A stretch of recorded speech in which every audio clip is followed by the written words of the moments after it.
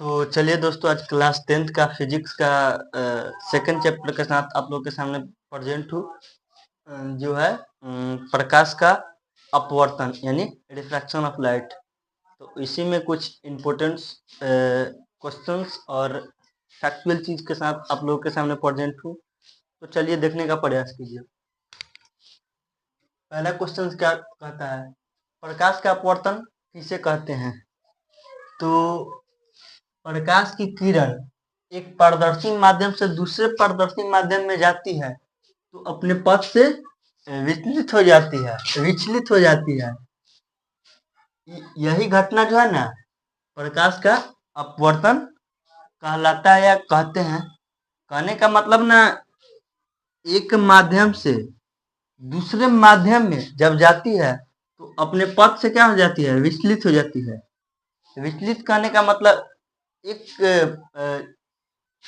पारदर्शी माध्यम से, मतलब विचलित करने का मतलब कि बट जाना।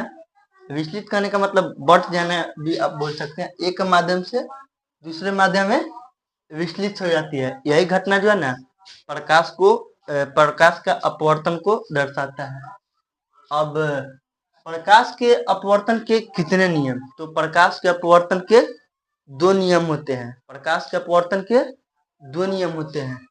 पहला नियम, आपतित किरण अपवर्तित किरण तथा अभिलंब के एक तल पर होते हैं। पहला नियम क्या बताता है? आपतित किरण अपवर्तित किरण तथा अभिलंब के एक ही तल पर होते हैं। एक ही तल पर होते हैं। दूसरा नियम क्या बता रहा है? दूसरा नियम बोल रहा है ना कि किन्हीं दो माध्यमों में प्रकाश के किसी विशेष वर्ण के लिए आपतन कोण की जाया साइन आई बराबर अपवर्तन कोण की जाया यानी साइन आर का अनुपात का नियतांक होता है। आपके बोर्ड एग्जाम में ये भी पूछ सकता है क्लास 10th में कि जो स्नेल का नियम है, प्रकाश के अपवर्तन का जो दूसरा नियम है ना, स्नेल के नियम को भी दर्शाता है। स्नेल का नियम कहने का मतलब साइन आई बराबर साइन आर होता है। स्नेल का जो नियम होता है ना, साइन आई बराबर साइन आर होता है। तीसरा क्वेश्चन क्या बोलता है? तीसरा क्वेश्चन बोलता है प्रकाश के अपवर्तन के कारण होने वाले कुछ घटनाएं। तो प्रकाश के अपवर्तन के साथ होने वाले कुछ घटनाएं। पहला घटना क्या है? जल में रखी छड़ी टेढ़ा मेढ़ा दिखाई देता है। मान लीजिए, कहने का मतलब कि हम बता रहे हैं, एक मिनट। मान लीजिए एक बाल्टी है, उस बाल्टी में पानी है, जल है। तो उस बाल्टी में पानी है, उसमें हम छड़ी को डालेंगे ना, स्टिक को। जब हम छड़ी को डालेंगे तो उस पानी में जो स्टिक जो है ना, वो टेढ़ा मेढ़ा दिखाई देगा। तो किसके कारण? प्रकाश के अपवर्तन के कारण जो है ना, वो छड़ी जो है ना, टेढ़ा मेढ़ा दिखाई देता है। दूसरा इसमें क्या बोल रहा है? दूसरा बोल रहा है कि जल में रखे सिक्के का उभरा प्रतीक होना। कहने का मतलब, एक बाल्टी है, उसमें जल है, उसमें हम सिक्का को देखते हैं ना, तो वो सिक्का जो है ना, उभरा हुआ प्रतीक होता है, उभरा हुआ प्रतीक दिखाई पड़ता है। इसी में तीसरा है, प्रकाश की गहराई कम मालूम पड़ना। कहने का मतलब ना, प्रकाश के अपवर्तन के कारण जल की गहराई जो है ना, कम मालूम पड़ता है।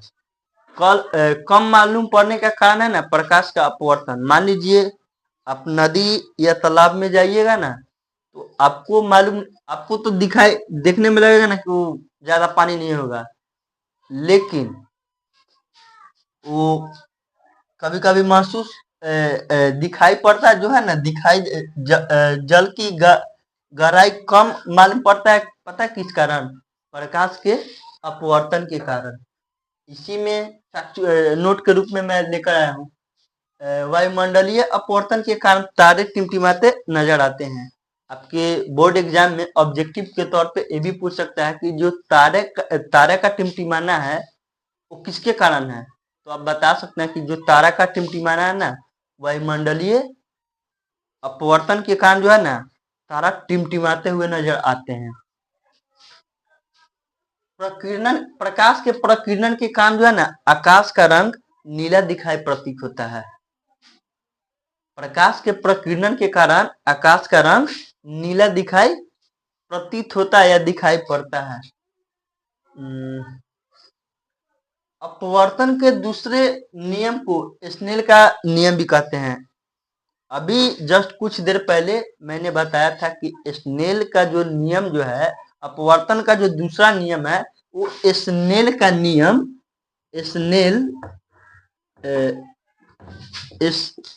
स्नेल का नियम को दर्शाता है। साइन आई बराबर साइन आर। जो दूसरा नियम जो है ना, वो स्नेल के नियम को दर्शाता है। साइन आई बराबर साइन आर।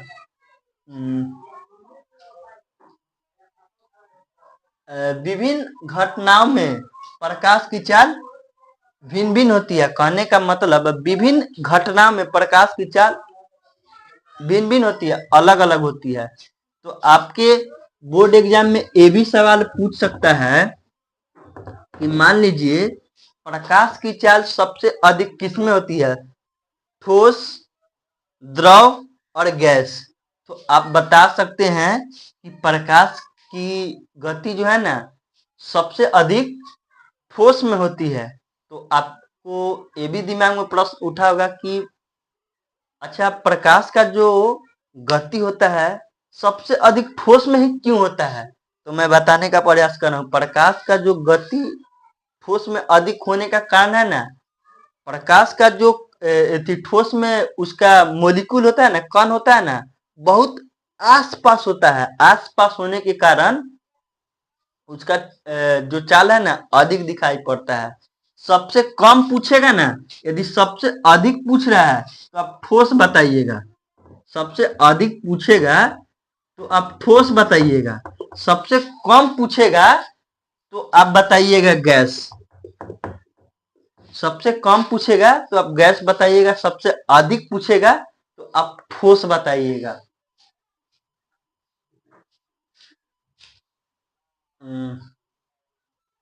प्रकाश, हाँ, प्रकाश जिस माध्यम में प्रकाश की गति ज्यादा होती है वह विरल माध्यम होता है। हाँ, प्रकाश का गति जिस माध्यम में अधिक होता है ना, वो विरल माध्यम कहलाता है। अब प्रकाश की गति कम होता है उसे हम सघन माध्यम कहते हैं। प्रकाश का गति जिसमें आदि मतलब ज्यादा रहे या अधिक रहे उसे हम विरल माध्यम बोलते हैं।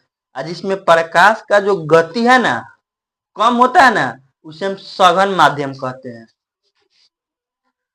प्रकाश की किरण विरल माध्यम से सघन माध्यम की ओर चलती है तो अपवर्तन के बाद अविलंब की ओर मुड़ जाती है। कहने का मतलब प्रकाश की किरण जो है विरल माध्यम से सघन माध्यम की ओर जाती है ना, चलती है ना, तो अपवर्तन के बाद अविलंब की ओर मुड़ जाती है। मुड़ने का मतलब कि कहने का मतलब जो अविलंब की ओर मुड़ जाती है।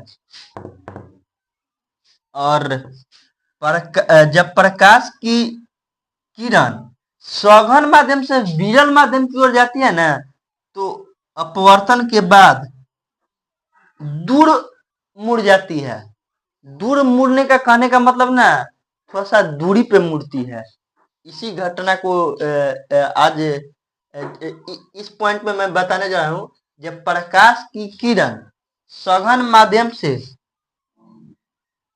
माध्यम से विरल माध्यम में जाती है तो अपवर्तन के बाद दूर मुड़ जाती है। तो आज की क्लास में मैं इतना ही रखता हूं। नेक्स्ट वीडियो में बचे हुए टॉपिक को नेक्स्ट वीडियो में आप लोग के बीच आऊंगा। तब तक के लिए tata bye bye, take care.